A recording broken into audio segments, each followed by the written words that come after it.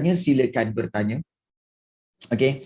So kita nak sambung dengan sumbangan tamadun Islam dalam bidang seni bina. Maknanya seni bina iaitu seni bina, seni untuk mendirikan bangunan. Okey, jom kita nak lihat. Dan ini subtopik yang last dan yang menarik. Kerana apa? Memang banyak seni bina yang telah dibina oleh tamadun Islam. So kita lihat di sini ya. Seni bina ni bermaksud bidang seni yang untuk mendirikan bangunan, reka bentuk dan reka letak yang dibina oleh manusia. So seni bina bangunan Islam boleh dilihat pada masjid. Contohnya masjid dan beberapa bangunan bercorak Islam dengan adanya ciri-ciri tertentu. So dari sudut sejarahnya pula, seni bina Islam bermula dengan pembinaan Masjid Quba. Itu masjid yang pertama dibina dalam tamadun Islam. Masjid pertama ya, Masjid Quba, dan ini dibina pada zaman Nabi Muhammad. Okay, dan pada zaman baginda, masjid itu sebenarnya untuk apa? Masjid itu untuk tempat sembahyang lah, maknanya tempat beribadat dan menyampaikan segala maklumat. Segala maklumat akan dimaklumkan dalam masjid. So masjid tertua ini menjadi model pembinaan masjid yang lain sampailah sekarang. So apakah ciri-ciri seni bina Islam? Okey, inilah dia. Ada 5 ciri-ciri seni bina Islam. Yang pertama iaitu mestilah mempunyai ruang cahaya untuk keselesaan beribadat. Sebenarnya kalau kamu lihat masjid, jarang masjid dia tertutup. Masjid biasanya dia terbuka. Dia banyak tiang-tiang, kemudian dia tak ada dinding dekat tepi-tepi dia. Kerana apa? Supaya cahaya masuk. Cahaya masuk. So masjid bukan tempat yang gelap. Masjid tempat yang terang. So cahaya daripada luar semua masuk. So untuk apa? Untuk selesa beribadat. Nampak tak? So ruang cahaya. Jadi kebanyakan masjid dia mempunyai tingkap ataupun dia tidak ada dinding. So orang luar boleh nampak, orang boleh nampak ke dalam apa yang berlaku. Jadi itu ada ruang cahaya pertama. Yang kedua, terdapat ruang, kat sini kita ambil dua ya. Iaitu terdapat ruang untuk memisahkan, ruang untuk memisahkan lelaki dan wanita. Maknanya bila bersolat, kita tidak boleh bercampur lelaki dengan perempuan. Tak boleh lah. Dalam satu saf, laki, perempuan, tak boleh. Tak boleh sebenarnya, satu yang bahagian hadapan lelaki, yang bahagian belakang tepi perempuan.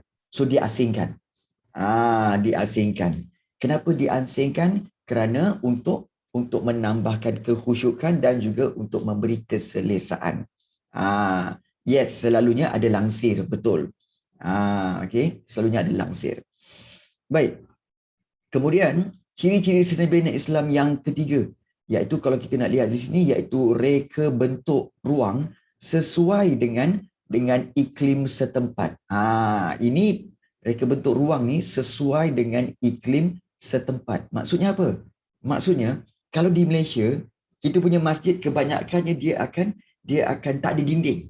So angin boleh keluar masuk macam tu.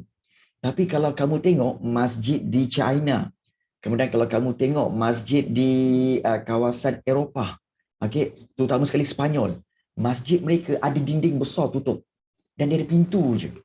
Lepas tu kamu cakap, ini kenapa dia tak ada dinding macam kat Malaysia? Kenapa dia ada dinding? Kat Malaysia tak ada dinding. Dia orang ni dinding tinggi-tinggi semua. Sebab dekat Europe sejuk. Jadi, kenalah buat dinding. Kan iklim berbeza. Jadi kena buat dinding supaya apa? Angin sejuk tak masuk. Jadi nampak tak? Ruang tu kena sesuai dengan iklim cuaca setempat. Kalau dibiarkan dia buat masjid macam kat Malaysia, tak ada dinding semua kan. Kena kalau dekat Europe, angin sejuk lalu tengah solat macam ni. Mau gigil kamu.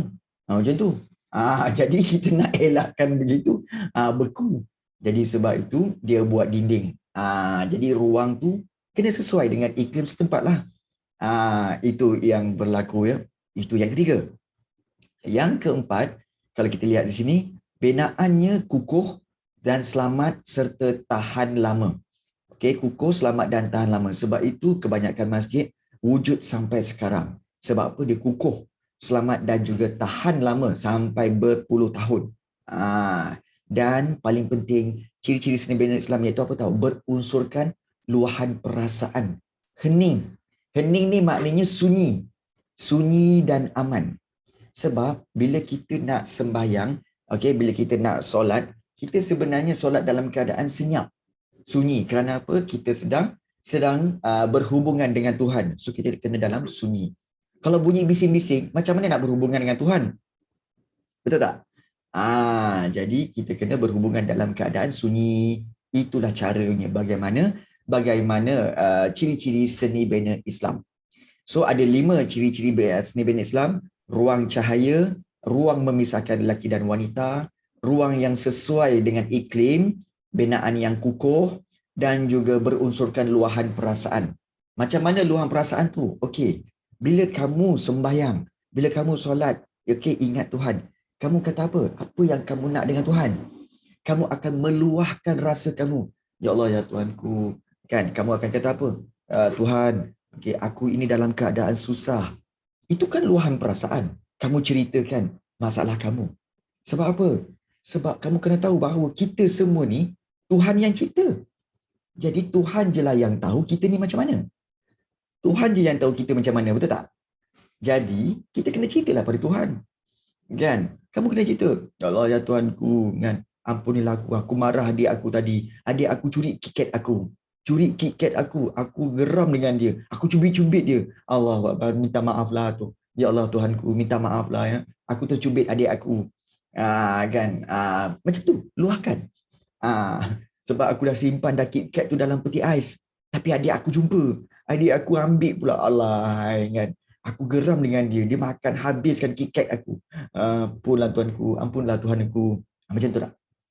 Itulah dia luahan perasaan. Okey. Kamu biasa buat tak? Kamu biasa buat tak? Tak pernah buat macam tu? Tak pernah lagi okey. Tak. Cubalah. Cuba. Itu cara untuk bercerita dengan Tuhan. Cerita dengan Tuhan. Kenapa bukan adik dia yang minta maaf? Harus diingat. Kalau segala,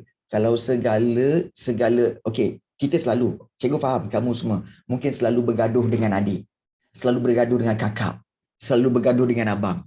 Okey, harus diingat. Pergaduhan tu antara kamu dengan adik, dengan abang, dengan kakak. Okey, walaupun tak kisahlah punca dia daripada mana-mana, tetapi ada tak salah kamu dalam setiap pergaduhan tu? Ada tak salah kamu? Pastinya ada. Pasti ada. Bila bergaduh tu pasti kamu pun ada salah. Ada salah. Nampak tak? Jadi kamu kena minta maaf dengan Tuhan dulu. Lepas tu barulah jangan panjangkan pergaduhan. Nampak? Jangan anggap diri kita betul je. Diri kita pun selalu salah. Diri kita pun selalu salah. Anggap macam tu. Jadi barulah kamu dapat keamanan. Ini tak? Kamu bantai adik kamu, kan? Kamu marah adik kamu, kemudian kamu cubit-cubit dia. Apa kamu ni? Kan? Siapa biasa buat ni? Okey. Ya. Ya, betul. Nampak tak? Ramai yang cakap, anime siblings, I love you. Real life siblings, you exist? Nampak tak? Okey. Tak apa. Okey, perlahan-perlahan. Okey, perlahan-perlahan kamu kena kenal. Baik. Kita lihat untuk pembinaan seni bina dan tamadun Islam, ada pembinaan menara, mihrab dan mimbar. Itu di masjid. So ini adalah mihrab. Okey, kalau kamu nak tahu, ini adalah mihrab. So mihrab ni apa? Ini adalah ruangan untuk apa? Ruangan untuk menunjukkan arah kiblat. So mihrab tu apa? Mihrab adalah berfungsi sebagai penanda arah kiblat dan menjadi satu daripada elemen terpenting dalam sebuah masjid. So kalau orang tanya, cikgu, apa yang ada pada mihrab ni? Tak ada apa. Mihrab tu cuma bentuk macam tu, kemudian dengan ukiran-ukiran. Itu je. So tak ada apa-apa letak pun. So itu hanyalah apa? Okey, untuk menandakan itu adalah ruangan untuk sebagai tanda arah kiblat. Itu fungsi mihrab. Dan fungsi mimbar pula di sini, kalau kita lihat mimbar sebenarnya adalah untuk apa? Untuk digunakan oleh imam untuk membaca khutbah. Okey, imam untuk membaca khutbah atau syarahan. So, kalau kita lihat mimbar ni, okay, dia tempat yang tinggi biasanya. Tempat yang tinggi, kena naik tangga, naik atas. Kenapa macam tu cikgu? Kenapa kena mimbar tinggi? Sebab masjid tu besar. Kalau masjid tu besar. Jadi kalau dia tak tinggi, orang belakang tak nampak. Siapa yang bercakap tu? Siapa yang bersyarah tu? Siapa yang tengah baca khutbah tu? Tak nampak lah. Kalau dia rendah. Sebab tu mimbar kena tinggi. Supaya imam baca daripada atas, so orang yang jauh pun nampak. Tu imam baca. Kita kena dengar lah. Nampak tak? Itu the reason why mimbar dibuat tinggi. Nampak tak? Segala yang dibuat ada sebabnya. Ada sebabnya. Boleh faham Zara? Zara Syazmin? Itu mimbar. Kena tinggi. Yes, betul. Make sense. Betul. Kan? Masjid besar. Kan? Baik. So, kemudian yang seterusnya iaitu dalam seni bina Islam, okey, Islam menggalakkan perhiasan yang indah. Menggalakkan perhiasan yang indah iaitu menghasilkan bentuk bangunan yang indah, yang cantik, kubah-kubah yang menarik, arca yang mempersonakan dan seni khat serta ukiran-ukiran yang menakjubkan. Okey, maknanya penuh dengan ukiran. Contoh macam masjid ni, Masjid Putra di Putrajaya. So penuh dengan ukiran-ukiran. Kerana apa? Untuk memberi perhiasan yang indah. Dan jadi ukiran ini menjadi lebih berseni apabila dihiasi dengan kaca, bertatahkan batu permata. Supaya apa? Mewujudkan rasa tenang. Okey, dan melengkapkan binaan dan memperlihatkan keunikan seni bina Islam itu. So menggalakkan perhiasan. Kemudian juga menghasilkan keunikan reka bentuk. Uniknya reka bentuk. Reka bentuk pintu berbentuk melengkung yang melambangkan perasaan hormat dan tunduk menjemput masuk ke dalam masjid atau institusi itu. Maksudnya apa? Bentuk melengkung yang macam ni cikgu. Okey, perasan tak? Yang ini. Kalau di sini nampak ni melengkung, kemudian yang ini melengkung, okey. Yang ini melengkung, okey. Menunjukkan apa tahu? Menunjukkan seolah-olah orang yang okey, kalau orang tu berdiri, manusia tu berdiri, dia melengkung macam tu. Macam mana? Macam tu. Okey. Dan yang ini pula seorang lagi dia daripada berdiri, okey, dua-duanya macam tu. Maknanya tunduk hormat dan kamu akan lalu di bawah dia. Okey, kamu lalu di bawah dia macam tu. Jadi itu tandanya apa? Tandanya penghormatan. Perasaan hormat dan silakan masuk. Silakan masuk. Nampak tak? Sebab itu dia buat melengkung macam tu. Dia buat melengkung macam tu. Supaya apa? Kamu rasa dialu-alukan untuk datang ke masjid. Nampak tak? Punya make sense, punyalah ada maksud di sebalik segala pembinaan itu. Nampak tak? So itu tunduk menjemput masuk ke dalam masjid. Itu reka bentuk yang unik. Dan identiti unik yang ketara ialah aspek penggunaan air dan cahaya yang berfungsi untuk menimbulkan kesan dari segi penampilan ruang. Maknanya penggunaan air. Kalau kita lihat contohnya macam ni kan. Istana Alhambra di Sepanyol. Istana Alhambra ni dia berbentuk apa? Dia ada air kat situ untuk mewujudkan rasa tenang. Dan juga kalau Masjid Cordoba ni kamu lihat dia penuh dengan ada cahaya. So cahaya itu untuk memberikan kesan tenangnya, nampak bentuk-bentuk. Nampak tak? Itulah keunikan reka bentuk dalam tamadun Islam. Enggak nampak?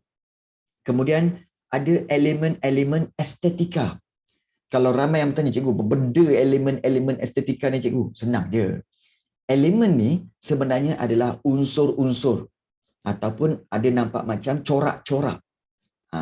Estetika ni maknanya corak-corak yang seni. Estetika tu seni. So elemen estetika maknanya mempunyai corak yang berseni. Corak yang berseni. Jadi kalau kita lihat, seni bina Islam turut menggalakkan penghayatan nilai estetika. Binaan bangunan diperindah dengan ada ukiran Arabes. Maknanya ukiran tulisan-tulisan Arab. Kemudian motif kaligrafi iaitu khat, ada tulisan khat. Ada geometri, maknanya ada jalur-jalur, kemudian ada bentuk-bentuk, dan juga cakrawala, maknanya ada bulan dan bintang. Yang berfungsi untuk memberi keselesaan dan ketenangan. Nampak tak ini? Ini motif apa? Motif geometri. So daripada bulat berbentuk geometri. Okay. Dan juga kalau kita lihat di sini, paling penting menyesuaikan reka bentuk dengan iklim setempat. Seni bina Islam, okay, kalau kita lihat, menerima budaya setempat dan disesuaikan dengan faktor geografi. Terutamanya apa tahu? Muka bumi, cuaca, keadaan angin dan suhu. Seni bina di Nusantara ni, maknanya seni bina di Nusantara ni, maksudnya di kawasan alam Melayu, iaitu di Asia Tenggara ni lah. Seperti di Malaysia, di Indonesia, di Brunei, Singapura, semua tu kan, itu Nusantara. Seni bina masjid di Nusantara ini kebiasaannya mempunyai tingkap yang tersusun dengan jumlah yang banyak. Maknanya banyak tingkap. Setiap masjid ada banyak tingkap. Sebab apa? Sebab iklim Nusantara ni panas dan lembap beserta hujan yang kerap. Jadi kenalah buka tingkap bagi masuk keluar angin. So tingkat yang banyak ni adalah untuk penyejukan dan pengudaraan. Contohnya Masjid Tengkera di Melaka. Ni Masjid Tengkera di Melaka ya. Antara masjid yang lama tau. Masjid yang lama. So ini banyak tingkap kiri kanan dia untuk bagi angin keluar masuk. So sejuk. Tak payah pasang aircon. Okay. So kita lihat di sini. Tentang Arabes, kemudian tentang cakrawala dan juga kaligrafi. Baik. So, menyesuaikan seni bina dengan budaya setempat. Terdapat tahu, seni bina dan elemen estetika ini yang mengikut kesesuaian budaya dan seni bina tempatan. Contohnya, masjid di China. Masjid di China, dia mengambil inspirasi rumah tradisional, kuil dan juga istana. Contohnya, hal ini dapat lihat pada Masjid Huangshengxi di Guangzhou. Ini masjid. Okey, kalau kita tengok zoom in. Ini masjid. Tapi kamu akan kata apa? Cikgu, masjid, mana kubah dia? Mana dia punya menara? Kan? Kubah bulat tu tak ada pun. Menara tak ada pun. Takkan ini masjid? Boleh. Sebab apa? Masjid kena sesuai dengan tempatnya. Ini kat mana? Kat China. Kenalah ikut bentuk penduduk tempatan di China. Yes, nampak macam rumah kan? So masjid di sana ikut bentuk rumah sana. Ikut bentuk bentuk corak daripada negara sana. Takkanlah masjid dekat China rupa bentuk macam masjid di Malaysia. Kan? Tiba-tiba banyak rumah bentuk pagoda macam ni, tiba-tiba ada bulat. Kemudian ada menara. Semua orang macam, kenapa beza sangat Kan? Macam tak selari dengan kawasan bandar tu. Sebab itu dibina bentuk yang sama supaya nampak macam, oh memang ini masjid rupanya. Bentuk dia sama macam rumah-rumah penduduk di negara China. Nampak tak? Specialnya Islam. Sebab apa? Dia boleh sesuaikan dengan mana-mana budaya. Tak ada masalah. Tak ada masalah. Macam ni. Okay, buat masjid. Tak ada masalah. Tak semestinya mesti ada bulat tu. Tak perlu. Nampak tak? So itu specialnya. Kemudian kalau kita lihat di sini, ini dia. Masjid Sultan Ahmed di Turki. Penggunaan kubah. Okey, kalau orang tanya kubah ni apa cikgu? Kubah itu yang di atas ni. Ini kubah. Besar, memang besar. Okey, masjid ni macam istana. Penggunaan kubah ini sebagai struktur utama bumbung dapat ditemui di masjid-masjid pada zaman Turki Utsmaniyah. Contohnya, Masjid Sultan Ahmed ataupun Masjid Biru yang mempunyai ruang solat utama yang ditutupi kubah setengah lingkaran dan mempunyai banyak menara di sisi masjid. Kalau kamu tengok dia punya menara-menara ni kan, dah macam menara menara Disneyland menara Disneyland, betul tak? Disneyland punya menara tu kan, yang tinggi-tinggi dekat istana Disneyland tu kan. Dia macam sama. Tapi sebenarnya fungsi dia menara ni untuk apa? Untuk laungan azan. Untuk laungan azan supaya azan akan boleh didengari oleh orang-orang bawah. Sebab kena ingat, zaman dulu tak ada elektrik. Jadi mereka tak ada speaker, tak ada pembesar suara. Mereka kena azan daripada menara-menara itu. Nampak tak? So, kalau kita lihat, kubah ni fungsinya untuk keselamatan dengan memperkukuh sistem struktur daripada rentangnya yang lebar. Baik, masjid di India.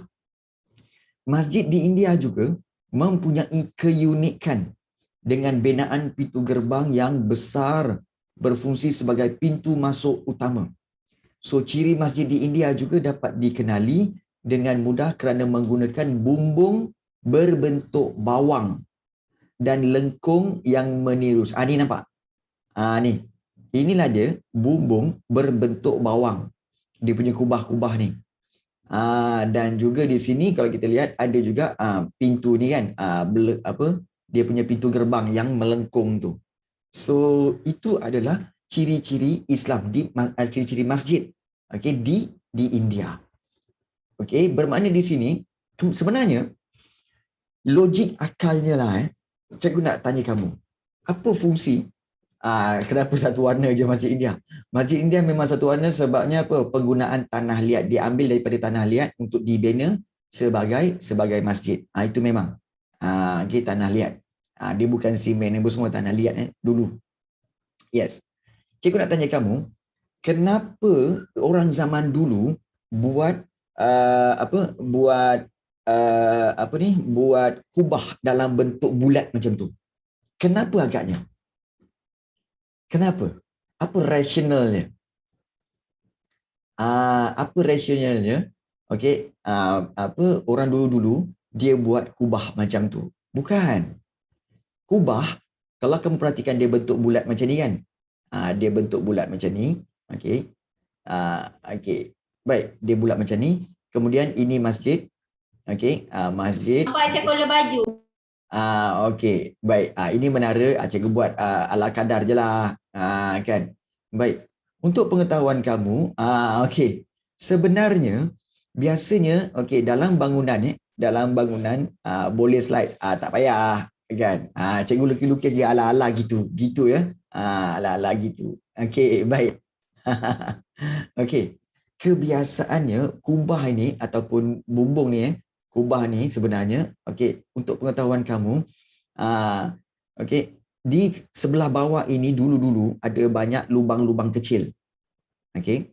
Ada banyak lubang-lubang kecil dan sebenarnya fungsi dia apa tahu? Apabila seseorang okey azan, kita kata azan di bawah. Fungsi dia bila orang azan di bawah ini, okey, dia azan di bawah ini, suara dia akan melantun naik ke atas, suara dia, dan akan melantun ke dinding dan akan melantun ke keluar. Nampak? Itu fungsi dia sebenarnya. Itu sebenarnya. So dia azan daripada bawah, so dia akan naik ke atas, dia akan melantun sebab bentuk tu kubah bulat. So dia akan melantun dan juga dia keluar. Kan? Yes. Kalau katakan bumbung tu flat, kamu azan, dia tak melantun. Dia tak. Ya, jadi kubah tu macam speaker. Dia akan melantun keluar dan dia keluar. Azan itu akan, suara azan itu akan keluar. So itu fungsi kubah tu sebenarnya. Lantunan suara. Nampak tak? Jadi itulah. Maknanya kita kata apa tahu? Uish, tak terfikir kita. Tak terfikir kita rupanya itulah fungsi kubah. Ya, bumbung bawang tu pun sama. Tapi bila dia dah buat banyak-banyak tu maknanya dia dah buat jadi hiasan lah. Tapi bumbung yang besar tu, yang utama tu dulu memang kegunaan dia adalah untuk jadi speaker. Maknanya untuk dilepaskan. Yes. Sekarang guna speaker lah. Okay. Beribadat lain ambil inspirasi juga ataupun dia kena stay betul. Boleh, tak ada masalah. Sebenarnya, okay, tidak ada halangan daripada seni bina untuk mengambil inspirasi mana-mana, tak ada masalah. Cuma jangan sampai menimbulkan fitnah. Contohnya kamu nak bina masjid. tapi kamu buat dalam bentuk church. Okey, kan akan menimbulkan fitnah. Orang cakap apa? Kenapa kau buat macam church? Macam itulah kan. So takut menimbulkan fitnah. Jadi sebaik-baiknya jangan menimbulkan fitnah lah.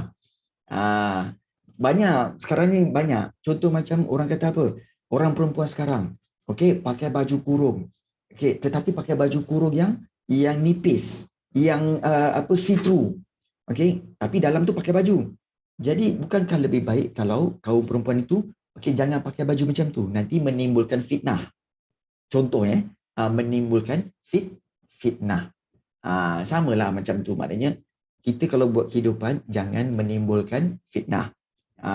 Jangan menimbulkan apa orang cakap. Okay. So kalau kita lihat di sini, sumbangan tamadun Islam dalam bidang seni bina dapat dibuktikan melalui ciri-ciri seni bina yang unik dengan fungsinya yang pelbagai, sehingga kini seni bina ini menjadi simbol kegemilangan tamadun Islam untuk dihayati oleh generasi seterusnya. So, kalau kita lihat kesimpulannya, kita telah mempelajari dalam bab ini, iaitu berkaitan dengan masyarakat Arab Jahiliah. Kemudian yang kedua tentang penyebaran Islam. Kemudian kita telah lihat kepimpinan Islam, kepimpinan Nabi Muhammad. Dan yang keempat, bagaimana tamadun Islam telah menyinari dunia, telah memberi sumbangan kepada dunia. Dan juga yang terakhir, bagaimana Islam memberi sumbangan dalam bidang seni bina. So, dengan itu kita telah pun tamat bab yang ke-8, iaitu kita telah pun tamat bab yang terakhir, sejarah tingkatan 1. So, kita telah pun menamatkan. Menamatkan kita punya, telah menamatkan kita punya bahagian yang terakhir, iaitu bab yang ke-8. Okey. Baik, ada sound effect. Dia tepuk tangan tepuk tangan. Perasan tak? Ada dengar ke? Ada sound effect? Macam mana cikgu letak sound effect? Dia adalah cara dia. Okey. Jadi kita telah pun tamat bab yang ke-8, tetapi persoalannya, cikgu moden persoalannya, faham ke tak faham? Persoalannya, kita